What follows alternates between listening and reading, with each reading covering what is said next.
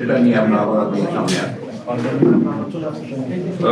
তৃতীয় আলোচনা যেটা হয়েছে সেটা হচ্ছে যে প্রধান উপদেষ্টার যে বক্তব্য এটা অনেক পুরোনো বিষয় হয়ে গেছে শুরুতে, বিশেষ করে নির্বাচন বিষয়ে যে বক্তব্য ছিল যে এই বছরের শেষের দিকে অথবা আপনার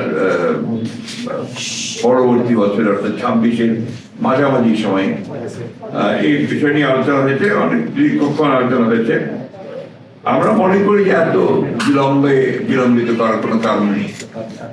আমরা মনে করি যে যেহেতু আপনার নির্বাচন কমিশন গঠন হয়ে গেল এবং আপনার মোটামুটি একটা স্টেবিলিটি এসছে আপনার গভর্নেন্সের মধ্যে, গভর্নমেন্টের মধ্যে, সেই ক্ষেত্রে এই নির্বাচন অনুষ্ঠানের জন্য মনে হয় যে আপনার বোধহয় এই মাসেই বোধহয় আপনার নির্বাচন সংস্কার সংক্রান্ত যে কমিটি সেটার মধ্যে রিপোর্ট এসে যাবে, কালকে দেবে।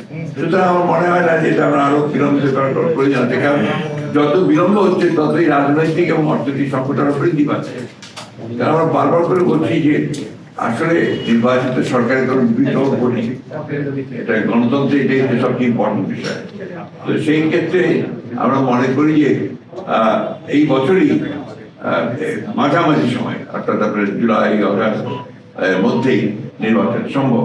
তো আমরা এই কারণেই আমরা সরকারকে আহ্বান জানাচ্ছি, নির্বাচন কমিশনকে আহ্বান জানাচ্ছি এবং রাজনৈতিক দলগুলোর প্রতি আহ্বান জানাচ্ছি যে দেশের বৃহত্তর স্বার্থে এই বছরের মাঝামাঝি সময় নির্বাচন অনুষ্ঠানের জন্য আমরা ব্যবস্থা নিতে পারি। এরপরে আপনার আমাদের অত্যন্ত গুরুত্বপূর্ণ বিষয় আলোচনা হয়েছে, সেটি হচ্ছে যে দ্রব্যমূল্যের ক্রমাগত ঊর্ধ্বগতি। এই ঊর্ধ্বগতিতে আমরা গভীর উদ্বেগ প্রকাশ করা হয়েছে। একদিকে নিত্য প্রয়োজনীয় দ্রব্যাদির মূল্য বৃদ্ধি, ক্রমবর্ধমান মুদ্রাস্ফীতি, অন্যদিকে ভ্যাট ও অন্যান্য করের হার বৃদ্ধি অর্থনীতির নেতিবাচক প্রভাব ফেলবে বলে সভা মনে করে। এ বিষয়ে একটা বিস্তারিত তথ্য সম্বলিত সংবাদ সম্মেলন অনুষ্ঠানের সিদ্ধান্ত গৃহীত হয়েছে।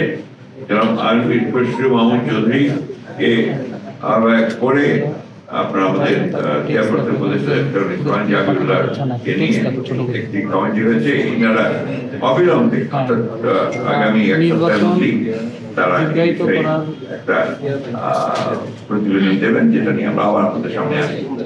এখানে আমরা মনে করি যে শুধু সমালোচনা করলেই তো হবে না, আমরা এটা সম্পর্কে আমাদের ভাবনাটা কি, আমরা কিভাবে আপনার এই মূল্য বৃদ্ধিটাকে দেখছি বা আপনার কর বৃদ্ধিটাকে দেখছি, সেটাকে আপনার ইতিবাচক দিকটা কি হতে পারে, আমাদের প্রস্তাব কি থাকতে পারে এই সমস্যার সমাধানে, সেই প্রস্তাব নিয়েও আমরা